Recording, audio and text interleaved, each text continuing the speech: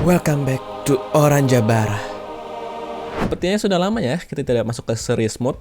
Bagaimana kalau hari ini kita kembali masuk ke dalam Oranja Sharing? Sudah lama kita tidak melakukan Oranja Sharing. Kayaknya baru sekali ya kita melakukan Oranja Sharing ya. Aduh, udah berapa bulan yang lalu itu ya. Ya sudah lama lah pokoknya lah ya. Ya, hari ini khusus Oranja Sharing, tidak ada editing-editing konyol, tidak ada bercanda-bercanda, kita mau serius. Ada beberapa pembahasan yang rasanya cukup terbeban gue untuk membahas hal-hal ini. Setelah kurang lebih 7 bulan ini, Oranja Bara aktif men-sharing konten-konten yang menghibur. Ya patut gue syukuri lah 7 bulan ini bisa terus memberikan sebuah konten-konten. Dan mungkin seperti yang kalian baca di judul video ini, konten yang kali ini saya akan banyak mengambil referensi-referensi dari ajaran-ajaran kepercayaan yang saya anut, yaitu ajaran Kristiani. Jadi saya tidak masalah kalau memang ada beberapa viewer yang mungkin kurang cocok dengan konten ini atau mungkin mempunyai kepercayaan lain. It's okay, tidak perlu ditonton video yang ini. Mungkin kita bisa bertemu di video-video lain yang tidak kalah seru-seru, tidak kalah serunya. Dan sedikit disclaimer lagi, di sini saya hanya mau men-sharing dan saya bukan mau mencoba untuk menjadi pembetulan atau bukan mencoba menjadi kayak ini loh jawabannya, tidak seperti itu. Saya mencoba sebaik mungkin memahami masalah yang ada dan mencari pemecahan masalah sesuai dengan apa yang saya mengerti. Jadi bisa jadi apa yang saya sampaikan ini tidak cocok bagi kalian atau mungkin tidak sesuai dengan apa yang kalian rasakan, karena saya tidak mencoba untuk menjadi di posisi kalian yang ada dalam permasalahan tersebut ya. Murni hanya sharing saja. Kalau mungkin ada pendapat-pendapat lain atau bagaimana, ya bisa share di komen dengan mematuhi protokol yang ada, dengan menjaga tata bahasa dan sebagainya. Ya, kalian mengerti lah ya. Pertama adalah pembahasan. Sebenarnya nih kayaknya sih yang nanya gue di DM ini bercanda sih kayaknya nih orang. Cuman kita coba bahas. Dan kebetulan saya baru dengar pembahasannya di ibadah pemuda remaja di gereja saya. Jadi sepertinya mungkin saya cukup siap untuk menjawab ya. Ini ada yang bertanya begini nih. Kak, gimana caranya punya pacar yang ganteng, baik, perhatian, dewasa, kaya, pintar, berotot, bahunya lebar, bersih, senyumnya manis, yang cepet ya. Keren, pertanyaannya keren. Gimana jawabnya ya? Coba kalau kita bahas dari rootnya deh. Sebenarnya apa sih gunanya pacaran? Apa sih tujuan kita berpacaran itu? Apakah cuman sekedar biar kenal aja, cari pengalaman, atau untuk pride saja? Tapi kalau yang saya tangkap sih ya, seharusnya kita berpacaran itu ya adalah persiapan kita untuk lebih serius ke jenjang berikutnya, yaitu pernikahan. Sebenarnya sih saya juga pas pertama kali mendengar pembahasan ini ya, juga ngerasa apa benar sih pacaran itu benar-benar harus banget menjadi persiapan kita untuk menikah. Dan tapi setelah saya telah lebih dalam lagi, ya memang benar ya, mayoritas hubungan yang dimulai tanpa persiapan yang matang ya berakhir dengan putusnya hubungan tersebut. Dan mayoritas pasangan setelah putus hubungan itu ya berakhir ke suatu konflik atau suatu permasalahan yang membuat hubungan pertemanan mereka renggang.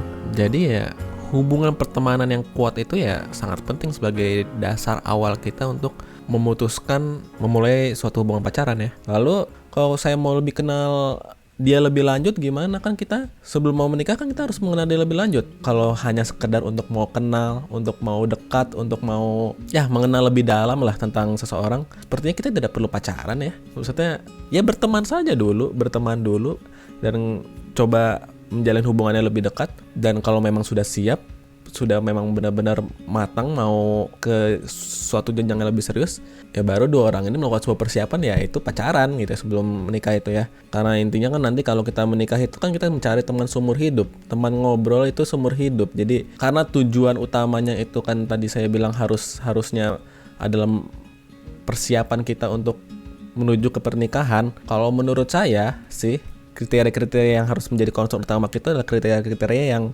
everlasting gitu. Ya kalau kita lihat dari tadi kriteria-kriteria yang diberikan, ya apa ya ini yang akan bertahan seumur hidup ya. Pacar yang ganteng seumur hidup kah? Sepertinya ya antara kita 50-60 ganteng kita mungkin akan pudar, siapa yang tahu. Baik, perhatian, oke, itu bisa seumur hidup. Dewasa, ya bisa seumur hidup. Kaya, dan sebenarnya tidak salah Saya nggak menyebut itu salah sama sekali. Menurut saya sendiri pun mau punya pasangan yang cantik. Pasti saya mau punya pasangan yang cantik. Saya sendiri pun mau, kalau bisa ya saya juga mau punya pasangan yang kaya, yang ya berotot. Enggak lah berotot ya. Tidak salah sebenarnya. Kita boleh minta hal-hal seperti itu. Tapi jangan sampai hal-hal yang dapat berubah seperti itu tuh menjadi hal utama, menjadi kriteria utama yang diharuskan untuk mencari pasangan kalau menurut saya sih ya. Dan kriteria apa sebenarnya kalau menurut saya yang penting dalam mencari pasangan? Nah, ini saya bawa ayat nih baru nih. Kalau kita lihat nih di Kejadian 2 ayat 20. Manusia itu memberi nama kepada segala ternak, kepada burung-burung di udara, dan kepada binatang hutan. Tetapi baginya sendiri, ia tidak menjumpai penolong yang sepadan dengan dia. Lalu Tuhan Allah membuat manusia itu tidur nyenyak. Ketika ia tidur, Tuhan Allah mengambil salah satu rusuk daripadanya, lalu menutup tempat itu dengan daging. Dan dari rusuk yang diambil Tuhan Allah dari manusia itu, dibangunnyalah seorang perempuan, lalu dibawanya kepada manusia itu. Kita lihat di sini, Tuhan tahu gitu. Tuhan tahu kebutuhan kita, Tuhan tahu apa yang dibutuhkan kita dalam keseharian kita, yaitu seorang penolong yang sepadan. Jadi kalau menurut saya dari kacamata firman ini, kriteria yang paling penting salah satunya adalah pasangan yang sepadan. Iya, gimana itu pasangan yang sepadan? Saya juga sebenarnya agak bingung ya, bagaimana pasangan yang sepadan. Tapi kalau saya mengambil pemahaman seperti ini, sepadan itu saya rasa berbeda dengan sama rata, berbeda dengan equal. Kalau kita berbicara mengenai sama rata, bicara mengenai equal, ya apa yang kita kuat, apa yang kita bisa, harus bisa dilakukan juga oleh pasangan kita.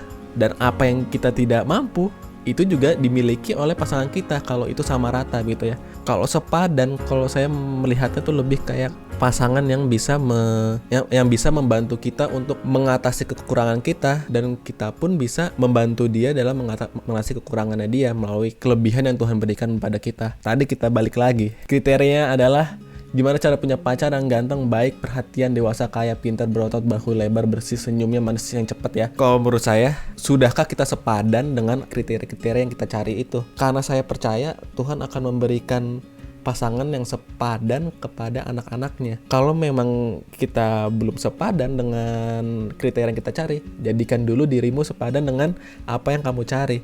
Nah, dalam hal seperti ini nih, makanya saya bilang kalau bisa jangan jadikan kriteria-kriteria yang sementara itu menjadi kriteria utama. Karena misalnya kriterianya ganteng, kaya, berotot, berapa sih nominalnya untuk menjadi kaya gitu? Apa standar yang dibilang bahwa seseorang itu ganteng? Ya semuanya itu ya relatif, nggak bisa kita ukur seperti ini kaya dan sebagainya macamnya. Kalau saya ya, pasangan saya sebisa mungkin harus pasangan yang suportif dalam artian ya dia mau mendukung apa yang saya lakukan, ya tentunya hal-hal baik yang saya ingin lakukan ya.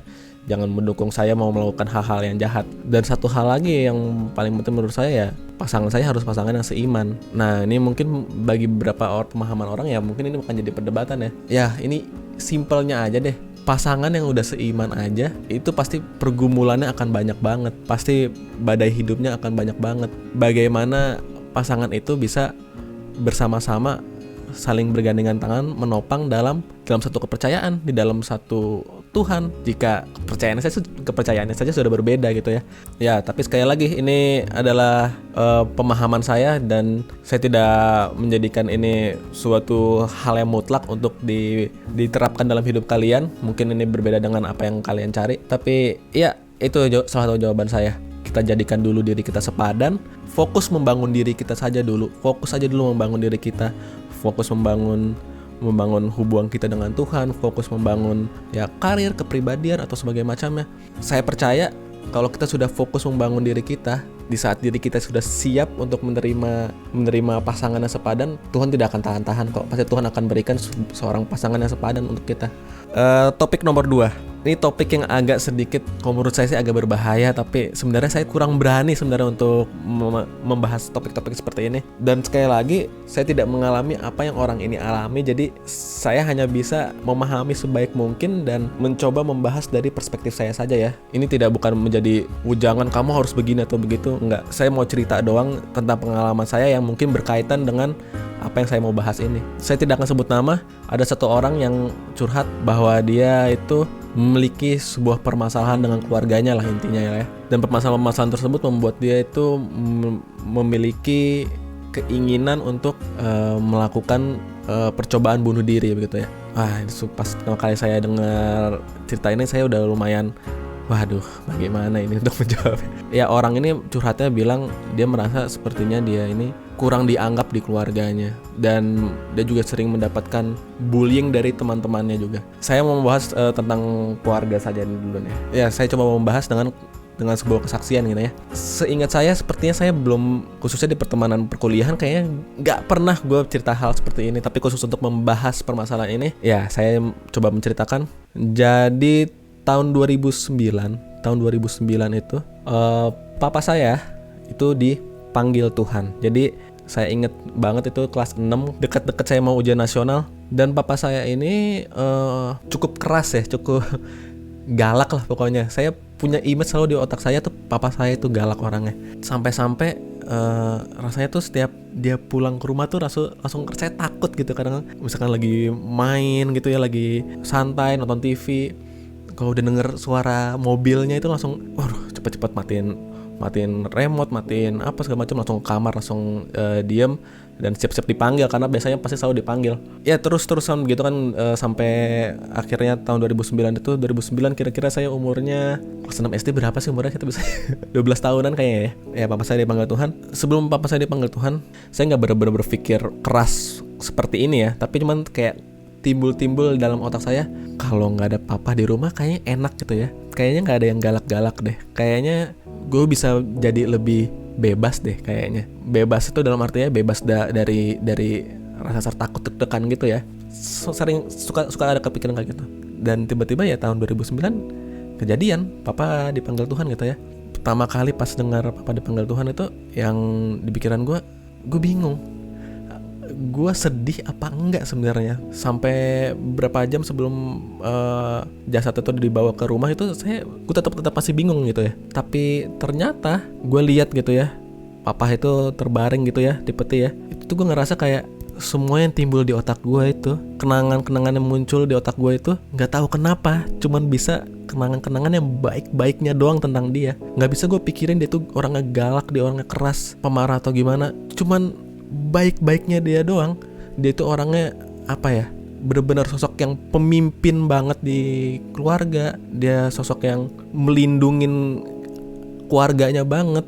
Gue inget kalau dari gue kecil tuh selalu gue mikir kalau misalkan ada orang jahat, kalau ada anak-anak nakal atau gimana, selalu hal yang bikin gue tenang itu, mereka belum ketemu bapak gue tuh galak, mana berani mereka ngelawan bapak gue. Selalu yang gue pikirin kayak gitu.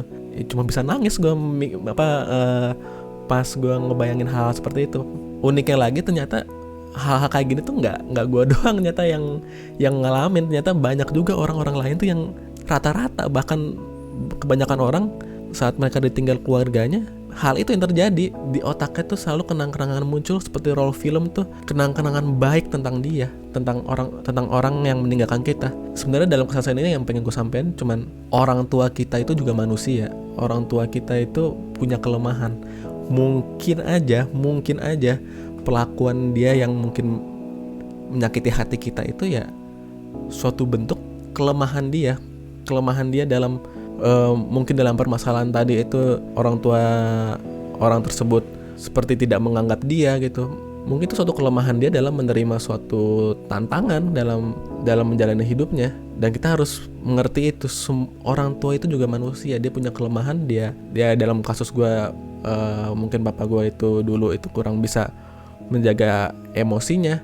Tapi yang mau gue sampaikan, jangan sampai kalian itu baru bisa melihat kebaikan orang tua kalian, melihat kebaikan orang-orang terdekat kalian, siapapun itu, setelah orangnya itu nanti sudah pergi meninggalkan dunia ini, jangan sampai setelah mereka pergi meninggalkan dunia, kita baru bisa melihat kebaikan-kebaikan mereka.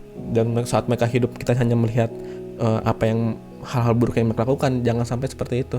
Coba sebisa mungkin selagi mereka hidup, pikirkan apa hal-hal baik yang mereka lakukan.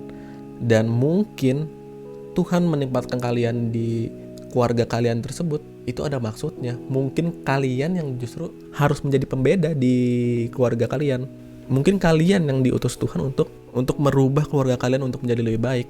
Gue percaya kalau Tuhan sudah percayakan kalian untuk menghadapi suatu permasalahan, Tuhan tahu kalian punya kemampuan untuk menyelesaikannya. Tuhan tahu kalian punya kemampuan untuk menghadapinya. Kita nggak tahu apa yang ke depan, apa yang akan kita raih, apa yang kita dapat. Tapi ini yang selalu gue percaya, semakin besar suatu pergumulan, semakin besar suatu permasalahan yang kita hadapi, pasti berkat yang akan diterima itu juga besar juga. Reward yang akan diterima dari suatu tantangan yang besar itu pasti akan lebih besar daripada reward yang kita terima dari tantangan yang kecil. Jadi selalu tanamkan aja di mindset, kalau kalian mempunyai suatu permasalahan yang besar, Tuhan itu punya kunci ya. Lebih baik permasalahan lu berjibun tapi lu punya kunci untuk menyelesaikan semuanya, daripada 1-2 permasalahan doang tapi kalian nggak bisa nyelesain itu seumur hidup gitu ya. Percaya kalian bisa menyelesaikannya, dan percaya reward yang akan kalian dapat itu tidak kecil. Dan kita harus tahu juga ya, seperti yang tadi saya bilang, orang tua kita itu juga manusia. Mereka punya kelemahan, tapi kita harus sadar bahwa bapak sejati kita itu bukan orang tua kita yang di dunia ini. Kita itu hanya dititipkan pada mereka. Kita hanya titipan di keluarga kita. Ya, kelak kita akan meninggalkan orang tua kita, kelak kita harus hidup sendiri. Yang pasti selalu yang akan menjadi bapak sejati kita yaitu Tuhan kita. Seperti dalam Galatia 4 ayat 7 kita baca, jadi kamu bukan lagi hamba, melainkan anak. Jikalau kamu anak, maka kamu juga adalah ahli-ahli waris oleh Allah. Jadi kita harus tahu, kita ini bukan lagi hamba, kita tuh anak. Anaknya siapa? Ya anaknya Tuhan. Kita anaknya Tuhan. Kita punya Bapa sejati yaitu Tuhan. Bapa yang baik dari segala Bapa yang baik. Jadi saat ada permasalahan atau bagaimana, selalu ingat Bapa sejati kita itu Tuhan. Dia tidak akan meninggalkan kita, dia pasti memberikan pertolongan. Pasti dia mengayomi, pasti dia melindungi. Mengenai isu bunuh diri atau sebagai macamnya, yang saya bisa bilang tuh ya hanya kita nggak tahu ke depan kita akan menjadi seperti apa. Kita nggak tahu kebahagiaan apa yang akan kita ambil nanti. Menurut gue sayang banget kita menyudahi pertarungan kita begitu saja gitu ya, menyerah begitu saja tanpa memikirkan apa yang bisa kita raih di kemudian hari. Dan ya kalau mau jawab agak ekstrim ya, balik lagi ke kepercayaan ya. Saya percaya surga dan neraka itu ada, dan saya percaya pembunuh itu tempatnya bukan di surga, tempatnya di neraka. Jadi tapi kan itu diri kita sendiri, itu kan milik kita, bukannya hak kita gitu ya mau mengakhiri kapan saja.